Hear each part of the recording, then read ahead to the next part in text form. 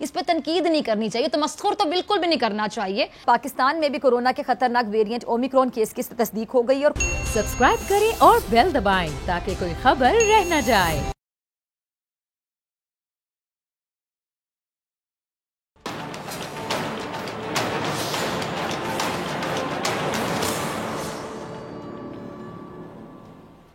अस्सलाम वालेकुम नाजरीन, मैं हूं डॉक्टर फिजा अकबर खान और मैं हूं पाकिस्तान, और आप देख रहे हैं पाकिस्तान के सबसे बड़े न्यूज़ चैनल का नंबर 1 प्रोग्राम ऐसे नहीं चलेगा।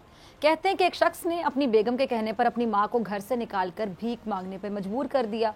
बूढ़ी माँ बेचारी ऐसी बेबसी की हालात में 2 दिन में ही इस दुनिया से रुखसत हो गई।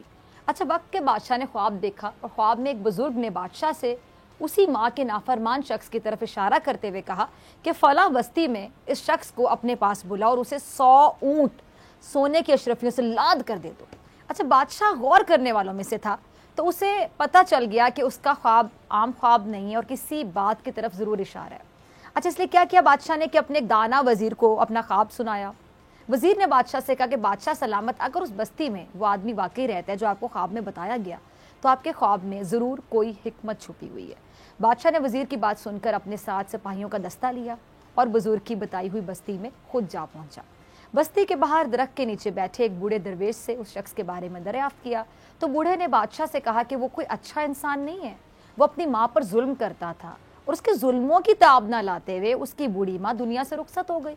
बादशाह सलामत, आप जाएं बस्ती में, पहला मकान उसी नाफरमान शख्स का होगा।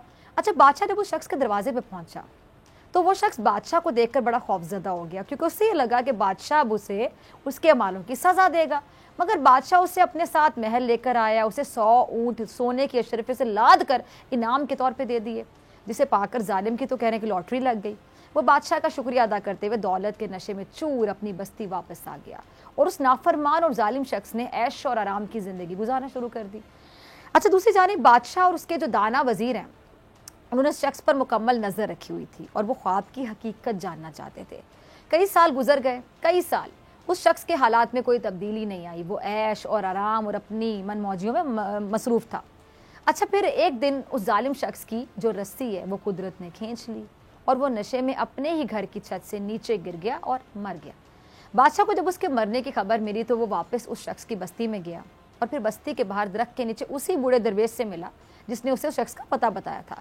बूढ़े ने, जो अहले इल्म था, बादशाह को देखा और बोला कि जिस दिन मैंने आपको उस शख्स की शिकायत लगाई थी, मैं चाहता था कि आप उसे सज़ा दें ताकि शायद उसके गुनाहों की कुछ तलाफ़ी हो जाए, मगर मालिक को कुछ और मंजूर था। बादशाह ने बूढ़े से पूछा कि मालिक को क्या मंजूर था। बूढ़ा दरवेश बोला कि उस दिन आपने उसे सोने से लदे हुए ऊँट इनायत किए, तो मुझे पता चल गया कि रब्बे कायनात नहीं चाहता कि ये शख्स तौबा के करीब भी जाए, यानी उसको तौबा का मौका नहीं मिल रहा। और फिर ऐसा ही हुआ कि दौलत के नशे में चूर होकर वो हर चीज़ भूल गया। आसाइशों ने उसे ना तो उसके खालिक को याद करने दिया और ना ही कभी उसे अपने किए हुए कामों पर निदामत हुई और उसे कभी तौबा का मौका भी नहीं मिला और यूं ही उसकी ज़िंदगी ख़त्म हो गई। अब नाज़िन, ताकत और दौलत को हासिल करने से ज़्यादा उसमें जो तवाज़ुन रखना होता है ना, वो असल इम्तिहान होता है। लेकिन हमारी सियासत का अगर मंजर देखें तो ये बता रहा है कि यहाँ हर कोई अपनी ताकत को दूसरों पर मुसल्लत करके खुद को बरतर साबित करना चाहता है कि मैं बेहतर हूँ, मैं बेहतर हूँ, मैं अच्छा हूँ, मैं अच्छा हूँ। और साथ ही ना, जो अच्छा बुरा की जंग लगी हुई है, मैं बेहतर हूँ, दूसरा ही नीचे है, यानी दूसरे को गिरा कर आप ऊंचा साबित करते हैं खुद को।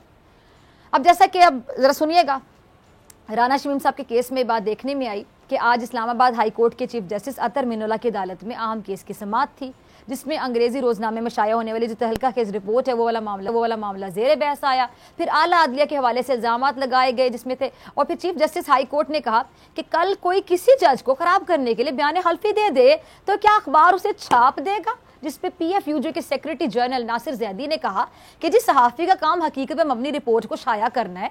अच्छा, जस्टिस अतर मिनोला ने कहा कि खबर की सुर्खी से ये तासुर दिया गया कि जजेस हिदायत लेते हैं और ये भी लिख दिया जाता है कि वो जज इन दिनों छुट्टी पर थे। ज़ेर इल्तवा अपीलों पर इस तरह खबर नहीं छापी जा सकती। अजीब बात है। राना शमीम कहते हैं कि जी उन्होंने तो बयान हल्फी किसी को नहीं दिया। नासिर जैदी ने कहा कि हमारी तारीख बड़ी तल्ख है। फिर उस पर चीफ जस्टिस ने कहा कि तारीख में ना जाएं, कोई शक नहीं कि तारीख वाकई तल्ख है, आपने भी तो कोड़े खाए ना, वो भी तो तल्ख हकीकत है। अच्छा, फिर जस्टिस जो चीफ जस्टिस अतर मिनुल हैं उन्होंने रिमार्क्स देते हुए ये भी कहा कि मैं सिर्फ इस हाई कोर्ट का जिम्मेदार हूँ। मैंने पहले ही कहा था कि यहाँ कोई सियासी तकरीर नहीं सुनूंगा, या तो इस अदालत का कोई फैसला बताते जिसमें ऐसा कुछ हुआ हो। अच्छा, चीफ जस्टिस ने यह भी कहा कि अवाम का इस अदालत पर एतमाद इस एक खबर से खराब हुआ है। बरतानिया में अखबार के एडिटर इन चीफ को 3 माह की सजा हुई है। ये अदालत आलमी अदालत के फैसले पर अमल दरामद का केस सुन रही है। अवाम का एतमाद खत्म किया जा रहा है। अच्छा, जस्टिस साहब ने यह भी कहा कि राना शमीम कहते हैं कि जी नोटरी पब्लिक ने दस्तावेज जो है वो लीक किया। अगर हम राना शमीम का जवाब बरतानिया में रेगुलेटर को भेज दें तो नोटरी पब्लिक के लिए मसला बन जाएगा। अच्छा, चीफ जस्टिस ने यह भी कहा कि जी मुझे कोई कुछ भी कह दे, मैं तौहीन अदालत की कार्रवाई नहीं करूंगा, लेकिन जब कोई इंसाफ की फराहमी या लोगों के एतमाद को खराब करने की कोशिश करेगा तो अदालत बर्दाश्त नहीं करेगी। अच्छा नाज़रीन, चीफ जस्टिस अतर मिनुल्लाह ने अहम रिमार्क्स देते हुए कहा कि अफसोस की बात यह है कि आज के दौर में झूठ सच और सच झूठ बन रहा है। आप इस तरह इस हाई कोर्ट पर बदएतमादी नहीं फैला सकते। ये नहीं कहा जा सकता कि पहले ये होता रहा तो अब भी ये होगा। ये मेरा और मेरे तमाम जजेस का एहतसाब है। अच्छा, इस दौरान अटॉर्नी जनरल ने कहा कि राना शमीम ने बयान हल्फी में लिखा है कि अदलिया की तस्दीक करना होती तो बयान हल्फी पाकिस्तान में लिखकर मीडिया को जारी करता। यानी राना शमीम ने तस्लीम किया कि उनका बयान हल्फी लीक करने का मकसद अदलिया की तस्दीक है। अच्छा, सहाफ़ी अंसार अब्बासी ने कहा कि मैंने राना शमीम से मौक़िफ़ लिया तो उन्होंने बयान हल्फी खुफिया होने का नहीं कहा और ना ही मुझे बयान हल्फी की खबर शाया करने से रोका। अच्छा, चीफ जस्टिस अतर मिनुल्लाह ने कहा कि आपकी एक हेडलाइन से लोगों का एतमाद कितना खराब हुआ। अंसार अब्बासी ने कहा कि इंशाल्लाह हम इस झूठ के साथ कभी खड़े नहीं होंगे, जिस पे चीफ जस्टिस ने कहा कि चलें छोड़ दें, अदालत कानून के मुताबिक कार्रवाई करेगी। अंसार साहब, ना आप और ना हम साइलीन हैं। और जी अतर मिनुल्लाह ने मजीद ये कहा कि जी अंसार अब्बासी साहब बयानिए कैसे बन रहे हैं हमें वो भी पता है। आपने जवाब दे दिया, अब बैनुल अक़वामी प्रैक्टिस के तहत हम चलेंगे। अच्छा, फिरदौस आशिक अवान तौहीन अदालत केस में इस अदालत ने अपने लिए म्यार तय किया है और नाज़रीन अदालत ने बाद में जो तमाम फरीक़ैन हैं उनको काउंटर बयान हल्फी जमा कराने की भी हिदायत की और जो केस की समाअत है वो 20 दिसंबर तक के लिए मुलतवी भी कर दी गई। अच्छा, अब इस्लामाबाद हाई कोर्ट के चीफ जस्टिस बाकायदा कह रहे हैं कि अदलिया का जो इमेज है या अदलिया की साख है उसको मुतासर करने की बाकायदा कोशिश की जा रही है, जबकि राना शमीम ने जो बयान हल्फी अदालत की अगली समाअत में जमा कराने की यकीन दहानी करवाई थी वो यकीन दहानी ही रही है और आज राना शमीम ने कोई बयान हल्फी अदालत में जमा नहीं कराया है। राना शमीम की जानिब से कहा गया है कि जी उनका बयान हल्फी लंदन में पड़ा है और अब उनके साहिबजादे अहमद हसन राना लंदन पहुंच गए हैं, जिसके बाद बहुत से सवालात उठाए जा रहे हैं, बड़े सवालात ने जन्म दिए और अहमद हसन राना उन सवालों के जवाब दे रहे हैं। ज़रा अहमद हसन राना का क्लिप चलाइएगा। सुना आपने, अहमद हसन राना से सवाल पूछा गया कि वो लंदन बयान हल्फी लेने आए हैं तो उन्होंने जवाब देते हुए कहा है कि बयान हल्फी वाला मामला भी जल्द हल हो जाएगा। यानी उनकी बातों से लगता है कि वो बयान हल्फी लेने के मकसद से लंदन आए हैं। अच्छा, अहमद हसन राना क्या कहते हैं कि जी जो लोग मुजरिम हैं क्या उन्हें सज़ा नहीं देनी चाहिए? क्या कौम के सामने ये सच नहीं आना चाहिए कि अंदर खाते क्या क्या होता रहा? क्या लोगों को किस तरह से बेवकूफ़ बनाया जाता रहा, ये नहीं बताना चाहिए?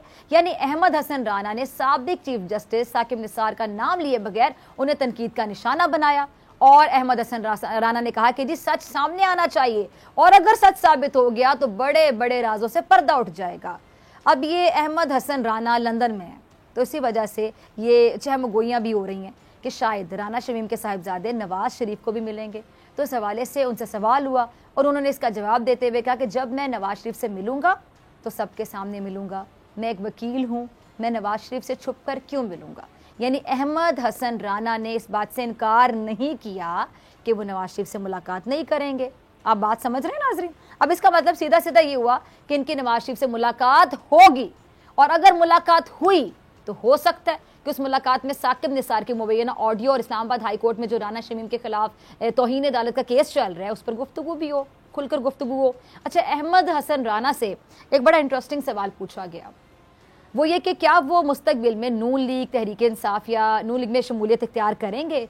तो उनका इस हवाले से ये कहना था कि वो बिल्कुल मुस्तकबिल में सियासत करेंगे, लेकिन वो किसी भी जमात में शरीक नहीं होंगे, बल्कि उन्होंने अपनी एक जमात भी बना रखी है, लेकिन उनकी ये जमात अभी व्हाट्सएप ग्रुप तक महदूद है और इस ग्रुप में उनके कई दोस्त भी शामिल हैं और उनकी जमात का नाम शान पाकिस्तान है। राना शमीम के केस को लेकर भी ताकत की बर्तरी का एहसास दिलाया जा रहा है और दूसरी जानिब हुकूमत, नून लीग, पीपल्स पार्टी की आपस में ताकत को लेकर बड़ी जंग जारी है। कौन सबसे बेहतर है, कौन सबसे बुरा है, बस यही जंग चल रही है, मुकाबलाबाजी चल रही है, इसी की बाज़गर सुनाई दे रही है। नून लीग महंगाई को लेकर हुकूमत का पीछा छोड़ने को तैयार नहीं है, जबकि फारूक हबीब क्या कहते हैं कि हुकूमत को तमाम मसाइल का जो इदराक है अच्छे से। अच्छा देखिएगा उनका क्लिप क्या कह रहे हैं। तो क्या बता रहे हैं कि हुकूमत ने कहाँ कहाँ और किस जगह अपने आप को बेहतर करना है उसे अच्छे तरीके से पता है। और फारूक ये कहते हैं कि हमारी एक्सपोर्ट्स पहले से बेहतर हो रही हैं, हमारा टैक्स कलेक्शन पहले से बहुत बेहतर हो रहा है, हमारी गवर्नमेंट की तरजीहात हैं कि हम अपनी एक्सपोर्ट्स को बेहतर बनाएं, क्योंकि अगर हमारी एक्सपोर्ट्स आगे बढ़ेंगी तो मुल्क कर्जों की दलदल से बाहर निकलेगा। इसके अलावा हमें अपनी टैक्स कलेक्शन को और ज़्यादा मजबूत करना होगा। अच्छा फारूक मईशत के फौरी बेहतर ना होने की एक बड़ी वजह ये बता रहे हैं कि जी गवर्नमेंट यानी हुकूमत 3000 अरब रुपए कर्जे की मद में अदा करती है और इसके अलावा 3300 अरब सूबों के पास चला जाता है। अब फारूक की बातों से लगता तो ये कि हुकूमत मुश्किलों से निकलने की सर तोड़ कोशिश कर रही है। जाहिर बात है अगर ये मुश्किलों से नहीं निकलेंगे, आवाम परेशान होंगे, इकॉनमी को लेके, मईशत को लेके, महंगाई को लेके, तो डेफिनेटली इनका वोट बैंक मुतासर होगा। इलेक्शन भी जब आएंगे तो जाहिर बात है इनका वोट बैंक मुतासर होगा ही होगा। तो जितना महंगाई या जो मईशत की सूरत हाल है, जितना ही आवाम के लिए परेशान कुन बनी हुई है, सिटिंग गवर्नमेंट के लिए बहुत बड़ा चैलेंज बनी हुई है, क्योंकि इसी की बुनियाद पे आपको अगले इलेक्शन में जीतना है या फिर हार का भी मुंह देखना पड़ सकता है। अच्छा एहसन इकबाल साहब कुछ कह रहे हैं, जरा उनको भी सुन लेते हैं वो क्या कह रहे हैं। जी वो तहरीक इंसाफ को मुंह छुपाने की जगह नहीं मिलेगी इलेक्शन में, जरा चलाइएगा क्या कहते हैं। जी तो सुना आपने एहसन इकबाल साहब क्या कहते हैं कि जो हुकूमत हमारे बनाए गए मंसूबे अपने नाम से मंसूब करके खुश हो रही है, क्योंकि इनकी अपनी कोई परफॉर्मेंस नहीं है, इनकी अपनी कोई कारकर्दगी नहीं है। ये लोग आवाम को धोखा दे रहे हैं और सिर्फ दूसरों पर इल्ज़ामात लगाते हैं, लेकिन ये लोग अपना हिसाब देने की बात नहीं करते हैं। अब एहसन इकबाल साहब ये तहरीक इंसाफ पे क्या कर रहे थे, ताबड़तोड़ हमले, इसी को कहते हैं ना ताबड़तोड़ हमले करना। क्या कहते हैं जी एहसन इकबाल साहब कि ये लोग दयानतदारी का शोर डालते हैं, लेकिन जब फॉरेन फंडिंग केस का सवाल इनसे पूछा जाता है तो जवाब कोई नहीं मिलता। ये लोग जो झूठ बोलते हैं आज उसी की नहुसत है कि मुल्क बर्बाद हो गया, इनकी हुकूमत खुद बर्बाद हो गई। अच्छा एहसन इकबाल साहब यकीन के साथ इस बात की पेशगोई कर रहे हैं कि जो सलूक काफ लीग का 2008 के इंतखाबात में हुआ था ना, वही हाल अगले इलेक्शन में तहरीक इंसाफ का होगा। ये लोग 3 साल से कहते हैं कि जी जहर घोल रहे हैं। नवाज शरीफ के खिलाफ इन्होंने इंतहा का प्रोपेगेंडा किया, इन्होंने नून लीग के खिलाफ भी साजिशें की, लेकिन लोगों के दिलों में नवाज शरीफ और नून लीग की मोहब्बत कम नहीं कर सके ये लोग, बल्कि उसमें ज़्यादा इजाफा हो गया, ऐसा कहना है एहसन इकबाल साहब का। अच्छा नून लीग के रहनुमा अता तारड़ एहसन इकबाल साहब से भी कह लें कि एक कदम आगे बढ़ के, एक कदम मजीद आगे बढ़ के तहरीक इंसाफ को रगड़ा लगा रहे हैं, साथ पीपल्स पार्टी को भी रगड़ा लगा रहे हैं, यानी एक तीर से 2 शिकार। जरा सुनिएगा उन्हें भी। सुना आपने अता तारड़ क्या कहते हैं कि मुझे ये बात समझ नहीं आती है कि हुकूमत गंदम इम्पोर्ट क्यों कर रही है।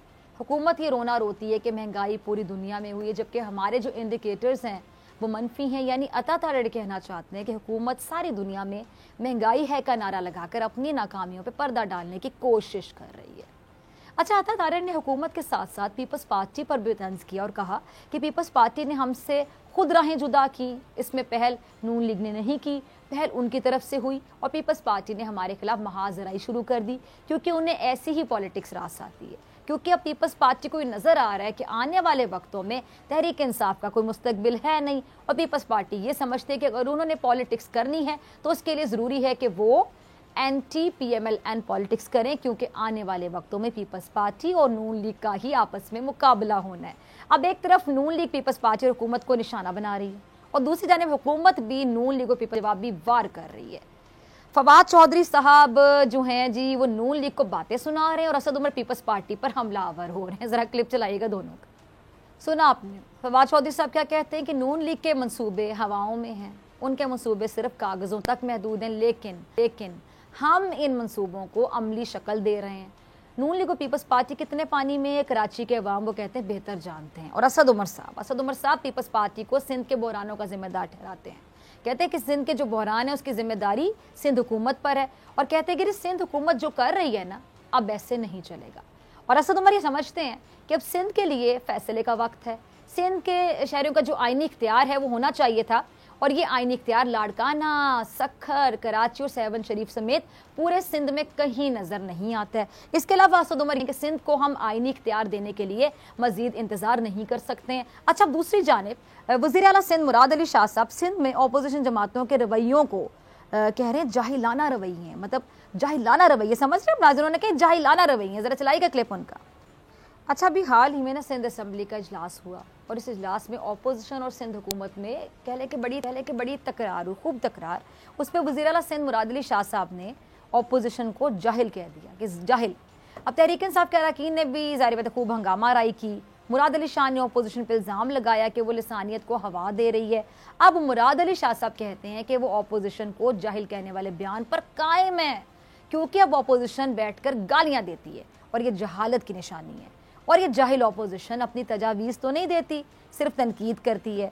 अच्छा, मुराद अली शाह साहब ऑपोजिशन के इस इल्ज़ाम का जवाब देते हुए कहते हैं कि मुझे एक शहर का वज़ीर आला कहा गया, मेरा ताल्लुक सहवन शरीफ से ज़रूर है और मुझे यहाँ की आवाम ने मुंतखब किया, लेकिन मैं पूरे सिंध का वज़ीर आला हूँ। लेकिन ऑपोजिशन जाहिलों वाली बात करके अपना लेवल बता रही है। अच्छा, मुस्तफ़ा कमाल साहब और हाफिज़ नईमुर रहमान साहब पर ये इल्ज़ाम लगा रहे हैं कि पीपल्स पार्टी सिंध को बलूचिस्तान बनाना चाहती है। ये दोनों का क्लिप होगा, ज़रा चलाइएगा टीम। आपने मुस्तफ़ा कमाल सिंध की तबाही का जिम्मेदार पीपल्स पार्टी को करार दे रहे हो और जो हाफिज़ नईमुर रहमान साहब है नून league Tehreek Insaf peoples party पर इल्ज़ाम लगा रहे हैं कि तीनों बड़ी जमातें कराची को ऑन नहीं करती हैं। अब हर तरफ नफसा नफसी का आलम है, एक दूसरे पर बर्तरी साबित करने की कोशिशें की जा रही हैं, खुद को एक दूसरे से ज़्यादा ताकत करने की कोशिशें की जा रही हैं। लेकिन ताकत का नशा हमेशा नहीं रहता। ये ताकत का नशा उतरते हुए एक पैगाम ज़रूर देता है कि कब तक ऐसे चलेगा, अब ऐसे नहीं चलेगा। मिलते हैं ब्रेक के बाद।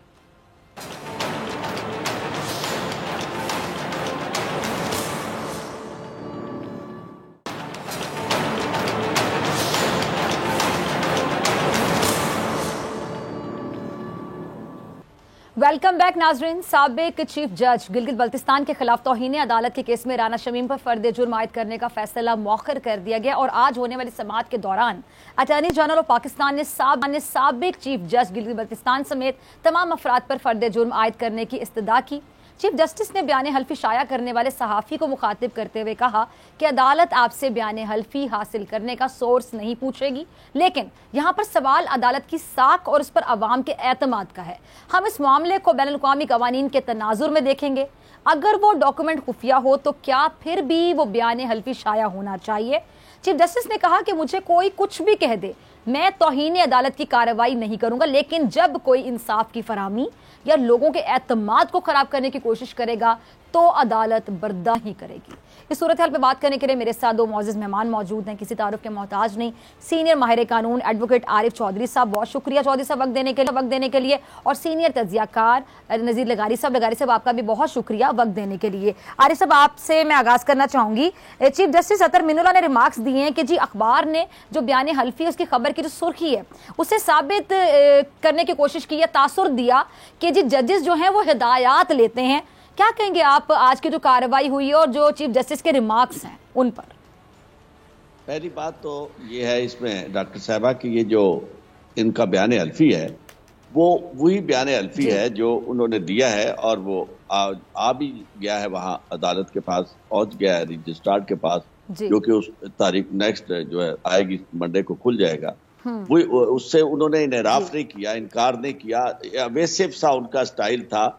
असल में ये बयान जो है ना, इसकी अहमियत पाकिस्तानी नुक्ता नज़र से, अदालती नुक्ता नज़र से कोई इसकी अहमियत नहीं थी कानून की नज़र में, क्योंकि कानून के लिए आपको शहादत ऐसी देनी पड़ती है जो किसी, या तो आप किसी केस में गवाह हो या फिर कोई ऐसी एक्स्ट्राऑर्डिनरी ऐसी शहादत आ जाए जिस तरह माजी में मलिक यूम वाले के साहब ने जो रिकॉर्डिंग उनकी पकड़ी गई थी, ऑडियो रिकॉर्डिंग, जिसमें शहबाज शरीफ साहब उन्हें कह रहे थे कि जी भाई साहब ने ये कहा है कि आपने ये करना है और ये करना है, वो करना है, और उसके नतीजे में वो कंटेक्ना केस में वो उसे माना भी गया और वो केस जो था वो खत्म भी हो।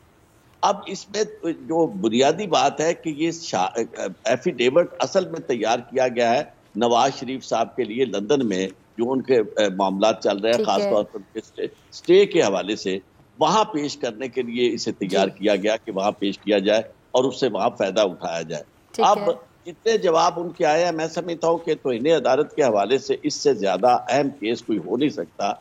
और अगर इस केस को भी नजरअंदाज कर दिया गया तो ना तो फिर मीडिया के ऊपर किसी तरह की कोई पाबंदी लग सकती है और ना ही आप किसी शख्स को ये रोक सकते हैं इस बात से कि किसी केस के बारे में कोई शख्स भी कोई बात कह दे मेरे ख्याल में, मेरी राय में, ये जो राना शमीम साहब है ये एलियन थे इस केस के हवाले से, क्योंकि ना ये इसमें गवाह थे, ना इनका कोई ताल्लुक था, और एक इररेलेवेंट बात बड़े ही यानी उन्होंने ऐसे तरीके से की जिसे आप बिल्कुल इररिस्पॉन्सिबल एटीट्यूड कह सकते हैं।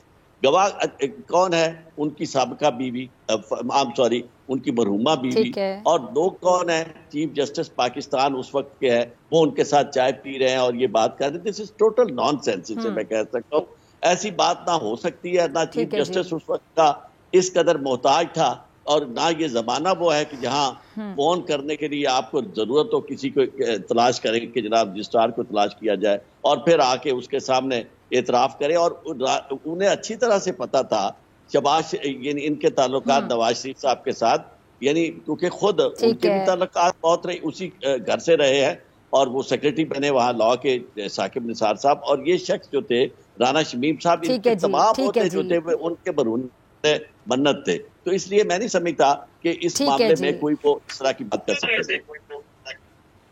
ठीक है जी, लगारी साहब की तरफ में जाना चाहूंगी। लगारी साहब, आपने आरिफ चौधरी साहब को भी सुना, तो लगारी साहब ये चीफ जस्टिस ने सवाल उठाया कि जी कल कोई किसी जज को खराब करने के लिए बयान हल्फी दे दे तो क्या अखबार उसे छाप देगा? जिस पर PFUJ के जो सेक्रेटरी जनरल हैं उन्होंने कहा है कि जी सहाफ़ी का काम हकीकत पर मबनी रिपोर्ट को शाया करना है। लगारी साहब, आप एक सीनियर सहाफ़ी हैं, इस मामले में क्या आपको अखबार की बदनीयती दिखाई दे रही है? मतलब जो अखबार है वो ऐसे वाकई किसी का बयान हल्फी छाप दे, क्या कहेंगे आप?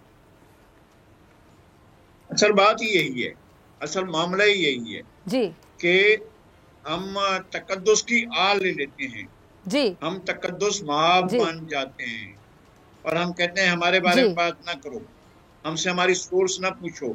लेकिन अगर हमारी सोर्स किसी गठजोड़ का नतीजा हो, अगर हमारा अमल और हमारी खबर जो है किसी गठजोड़ के नतीजे में वजूद में आई हो, और हम उसका हिस्सा रहे हों या पार्ट रहे हों, और हम किसी भी दस्तावेज को गढ़ने के लिए अगर उनकी शरीके कार रहे हों, तो फिर हमसे सवाल न किया जाए।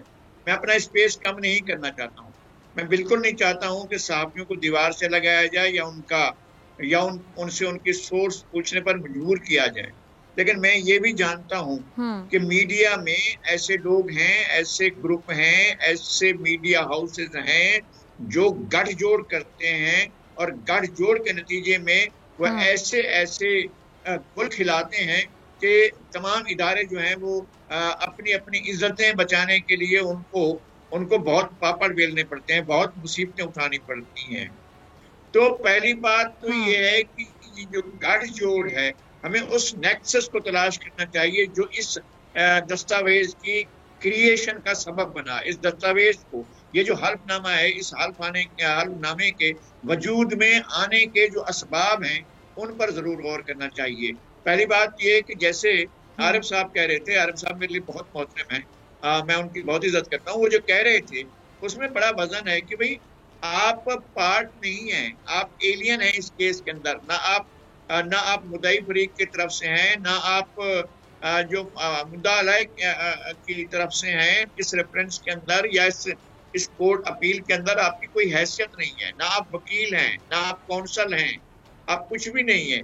आपको अचानक जो है वो एक ख्याल आता है कि जनाब ये बात मैं कह सकता हूँ कि जी वो जो फलां फैसला था उसके लिए फलां साहब जो है वो फलां डिक्टेशन दे रहे थे। तो इस तरह की डिक्टेशन के बाद मैं भी शुरू कर दूँ, जस्टिस साकिब निसार या जस्टिस कोसा के बारे में या जस्टिस किसी भी जज साहब के बारे में मैं भी ऐसा कहना शुरू कर दूँ कि उन्होंने तो मेरे सामने ये बात की थी। अच्छा, कौन इस बात को, उसकी रिलेवेंसी क्या होगी उस बात की?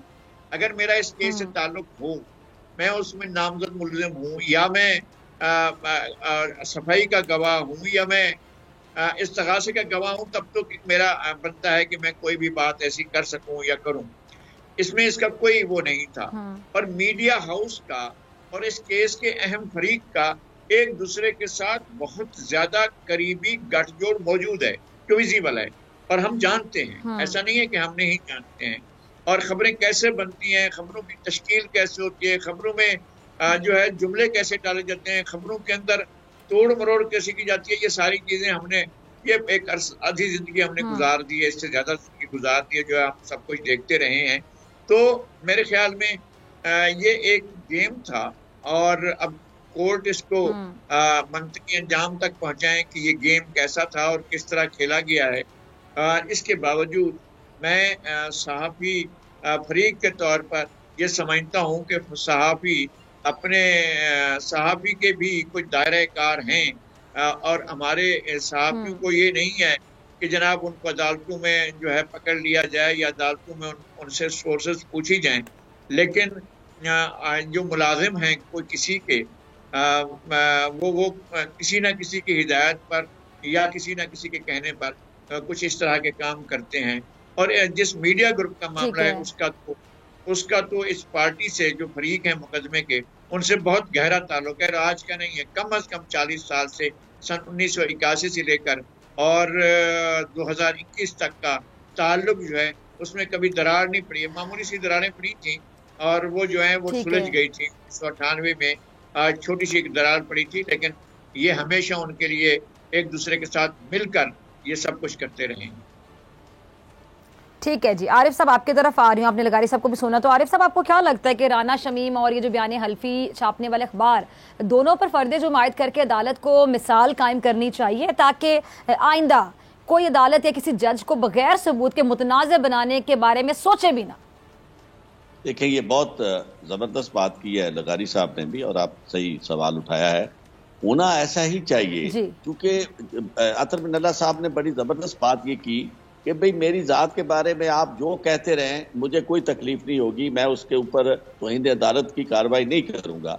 लेकिन जब आप अदालत की इज्जत और तौकीर को आप ख़त्म करने की कोशिश करेंगे तो उस पर तो फिर हमारा फ़र्ज बनता है। मैं समझता हूँ कि ये अदालत की जिम्मेदारी बनती है, जो उन्होंने कहा भी और उन्हें करना भी चाहिए, क्योंकि अगर ये दरवाज़ा खोल दिया गया तो ये फ्लड गेट इस तरह का खुलेगा कि वेस्टेड इंटरेस्ट भी मौजूद है।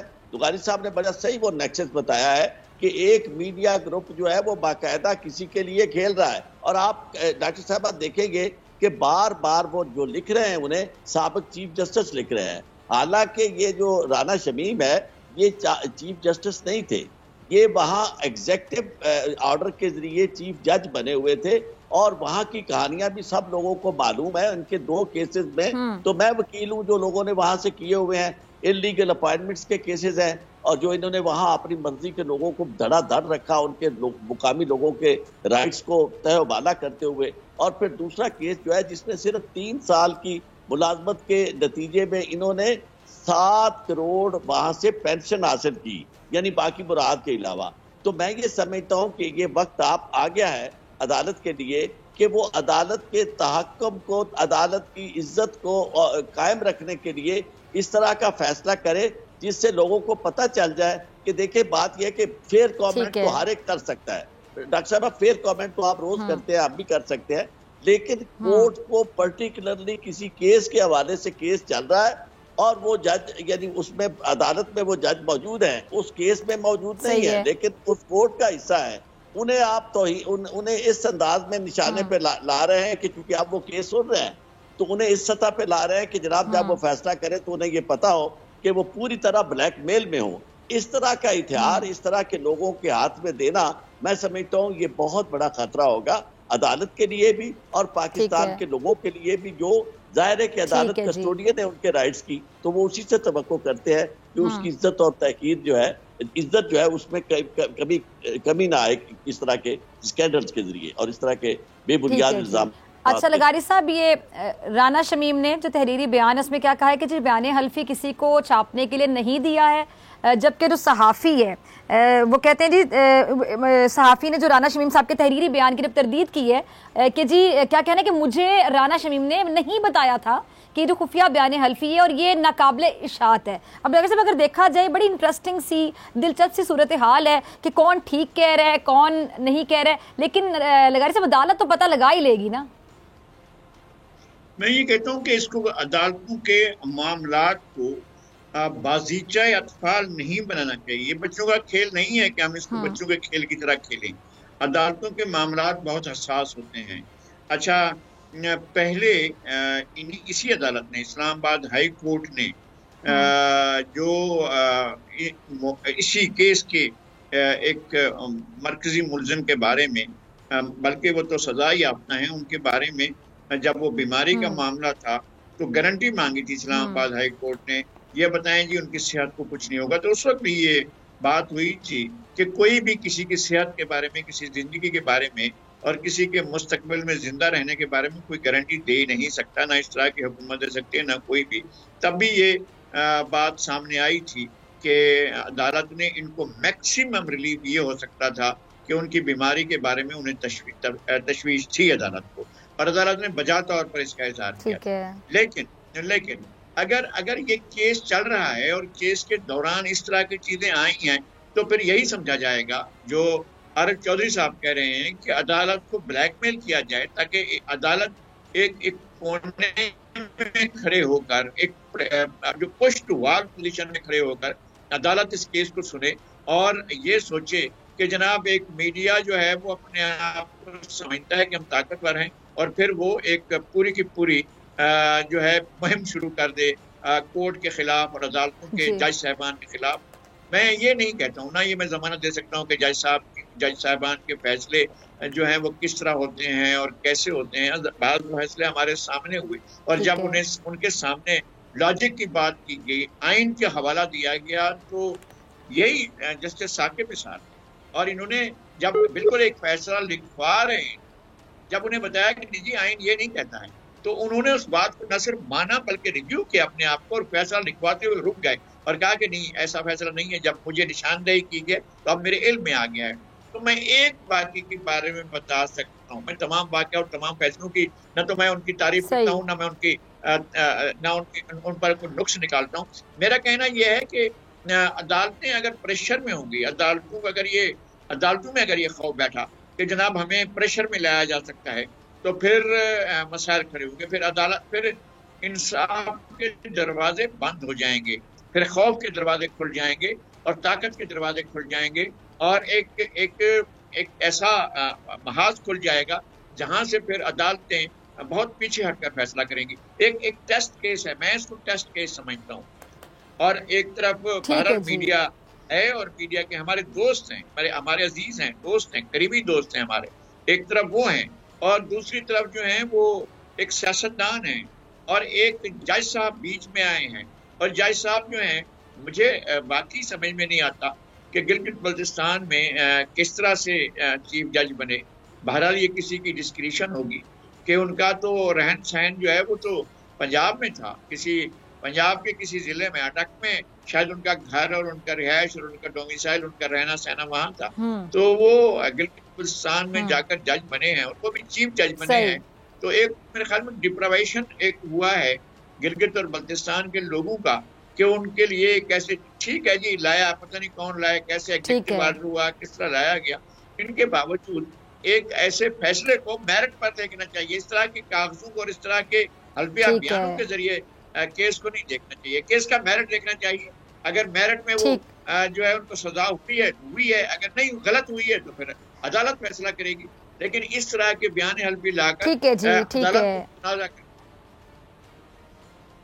ठीक है, दोनों मेहमानों का बहुत शुक्रिया। नाज़रीन, आपसे मुलाकात होगी तो ब्रेक के बाद बात करेंगे जो ओमिक्रॉन वेरिएंट आ गया है कोरोना का। इस हवाले से मेरे साथ मौजूद होंगे प्रोफेसर डॉक्टर जावेद अकरम साहब।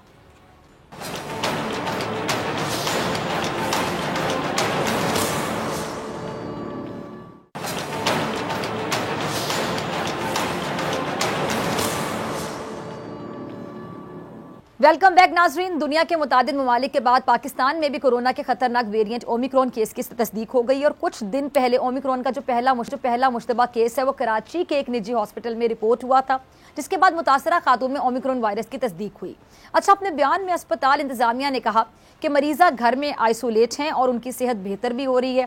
National command and operation centre ने भी ओमिक्रॉन वेरिएंट की तस्दीक करते हुए कहा कि कराची से ताल्लुक रखने वाली मरीजा का जो मुश्तबा नमूना है ओमिक्रॉन वेरिएंट का है। और नाज़रीन, ओमिक्रॉन वेरिएंट जो है गुज़िश्ता माह सबसे पहले जनूबी अफ्रीका में रिपोर्ट हुआ था और आलमी इदारा सेहत ने ओमिक्रॉन की जो दर्जा बंदी है इंतहाई तेज़ी से मुंतकिल होने वाले वेरिएंट के तौर पर की थी और इसे डेल्टा वेरिएंट की कैटेगरी में ही शामिल किया गया था। इस सारी सूरत हाल पे बात करने के लिए मेरे साथ मौजूद हैं मुअज़्ज़िज़ मेहमान है रुकन corona task force professor doctor Javed Akram sahab. Doctor साहब बहुत शुक्रिया ज्वाइन करने के लिए। डॉक्टर साहब, ये जो ओमिक्रॉन वेरिएंट आ गया है काफी खतरनाक बताया जा रहा है, पाकिस्तान में भी केस आ गया है, इस हवाले से क्या इकदाम उठाए जाएंगे? क्या कोई जो वैक्सीन है वो करामत साबित होगी जिन लोगों ने वैक्सीन लगवाई हुई है 2-2 डोजेस? बहुत शुक्रिया फिजा। देखें, 24 नवंबर को जब ये पहला केस रिपोर्ट हुआ साउथ अफ्रीका से, तो जाहिर है कि जैसे 2019 दिसंबर 11 को जब ये मंजर आम पे आई वायरस, तो उस वक़्त भी कोशिश की गई थी कि वुहान तक के रहे महदूद, लेकिन ऐसा नहीं हुआ, पूरे चाइना में फैली। फिर कोशिश की गई ये चाइना में ही रुक गए, वो भी नहीं हो सका, फिर पूरी दुनिया में फैल गई और पेंडेमिक कहलाई। इसी तरह जो भी इसके वेरिएंट आए, चाहे वो डेल्टा, लैम्डा, अल्फ़ा, उनको भी इसी तरह ही फैले। और इसी तरह ये जो ओमिक्रॉन है जिसमें 50 के करीब म्यूटेशंस हैं और इसमें से 31 म्यूटेशंस स्पाइक प्रोटीन्स में हैं जो कांटे हैं इसके ऊपर।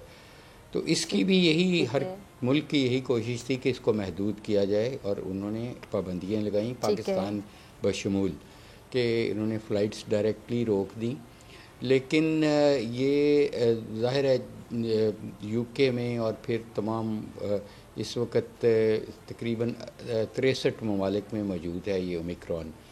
तो मैं ये नहीं समझता कि जो हमें 2-3 हफ्ते मिले जिसमें हमने खुद भी तजिया किया, बहुत सारे साइंसदानों ने किया, कि हमारे ख़्याल में कि इससे इसकी जो एक से दूसरे को लगने की अहलियत है वो डेफिनेटली बड़ी है।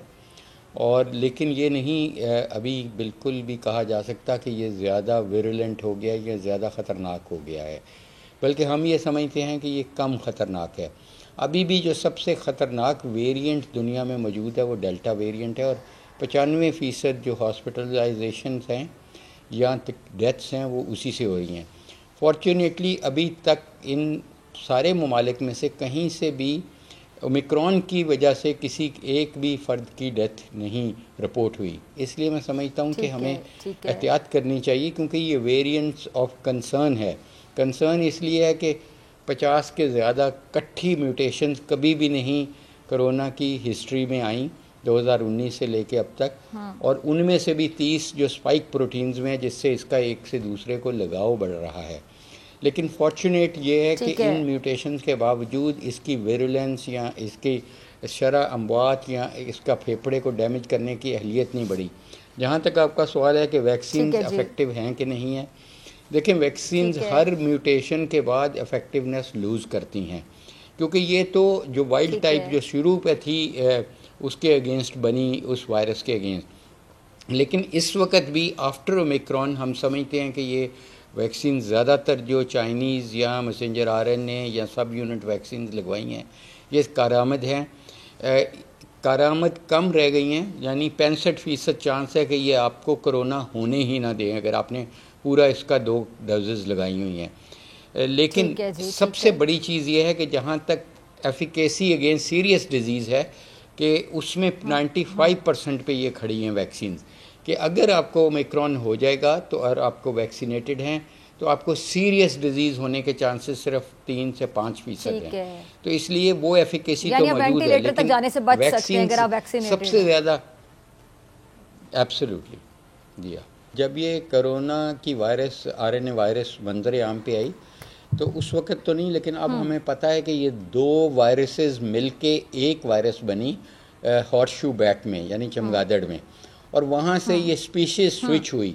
और पहला कोई केस 11 दिसंबर 2019 को रिपोर्ट हुआ, ऑलमोस्ट 2 ईयर्स हो गए हैं, 2 ईयर्स से 2 दिन 3 दिन ज़्यादा हो गए। तो उसके बाद ये ह्यूमन टू ह्यूमन ट्रांसमिशन है। और ये मैं बताऊं कि ये वायरस की जो म्यूटेटिंग पोजीशंस हैं कि यानी कि पॉसिबिलिटी कितना म्यूटेट कर सकती है, क्योंकि ये बड़ा वायरियन पार्टिकल है, 2 वायरसेस मिली हैं तो वो 39,000 हैं। अभी तो मैं समझता हूँ कि ये बड़ा अल्लाह का करम है कि ये स्टेबल चल रही है, और म्यूटेशंस आ ज़रूर रही हैं और एक्सपेक्टेड है, क्योंकि कोई भी वायरस जो है रैपिडली डिवाइड करती है बॉडी में जाके, ये 1 बिलियन पार्टिकल्स में डिवाइड करती है। तो जाहिर है इतनी रैपिडली डिवाइडिंग में तो परफेक्शन तो नहीं होगी, वो तो म्यूटेट करेगी। और इसने अपने आप को सरवाइव करने के लिए, जिंदा रखने के लिए वायरस ने अपनी डिफेंसेस को यूज़ करके म्यूटेट करना है। अफ्रीका जहाँ से अब म्यूटेशन प्रिडिक्टेड थी कि आएंगी और आ भी वहीं से रही हैं और आगे भी वहीं से आएंगी, वहाँ सिर्फ 6% लोगों को अभी तक लगी है। तो वैक्सीन की एक्यूटी में बहुत फ़र्क है और मेरा ख्याल है इसको नैरो करना चाहिए। हमें उन लोगों को ढूंढ के वैक्सीन लगानी चाहिए जिनको पहली डोज या दूसरी डोज भी नहीं लगी। उसकी वजह ये है कि देखें, nobody safe unless everybody safe. Vaccine इसलिए भी उनको लगानी है कि उनकी वो बचे रहें, उनकी ज़िंदगी को ख़तरा ना हो, लेकिन उससे बढ़ के इसलिए कि हर्ड इम्यूनिटी हम ग्लोबल लेवल पे क्रिएट कर सकें, ताकि इस वायरस को म्यूटेट होने का अगर मौका नहीं देना तो फिर एक ही हल है कि आप पूरी की पूरी दुनिया में हर मुल्क हर्ड इम्यूनिटी क्रिएट करे। अदरवाइज़ इजराइल जैसा छोटा मुल्क है, उसने तो बहुत जल्दी हर्ड इम्यूनिटी क्रिएट कर दी थी, लेकिन वो भी ओमिक्रॉन वो हर वेरिएंट वहाँ पहुँच जाता है, क्योंकि ट्रैवल इतना ज़्यादा है ग्लोबली कि वो फिर रोकना इम्पॉसिबल हो जाता है। इसलिए सबसे अच्छी चीज़ होगी कि इसको रुखसत करें और वाकई ही वो ज़िंदगी लौट है जो 2019 या उससे पहले थी हमारी। इंशाल्लाह। ठीक है जी, बहुत शुक्रिया डॉक्टर साहब, बहुत शुक्रिया आपके वक्त के लिए। फ़ैज़ अकबर खान को दीजिए इजाज़त, आपसे मुलाकात होगी इंशाल्लाह कल सेम टाइम सेम चैनल की ज़िंदगी ने वफा की दुआ में याद रखिएगा, अपना बहुत ख्याल रखिएगा। अल्लाह ने के बाद।